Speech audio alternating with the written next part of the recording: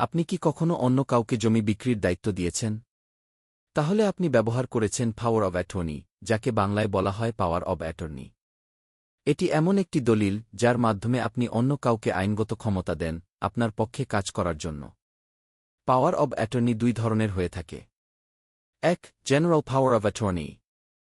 এটি সব ধরনের কাজের জন্য ব্যবহার করা যায়, যেমন জমি দেখাশোনা, ভাড়া নেওয়া বা সাধারণ প্রতিনিধিত্ব। ২. Special power of attorney. এটি নির্দিষ্ট কাজের জন্য, যেমন একটি নির্দিষ্ট জমি বিক্রির জন্য। আপনার যদি জমি বিক্রি করার দরকার হয়, তাহলে শুধু রেজিস্ট্রিকৃত স্পেশাল পাওয়ার অব অ্যাটর্নি গ্রহণযোগ্য।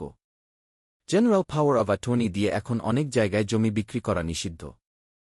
পাওয়ার অব অ্যাটর্নি অবশ্যই বুঝে শুনে তৈরি করতে হবে, এবং জমি সংক্রান্ত হলে অবশ্যই রেজিস্ট্রিকৃত হতে হবে।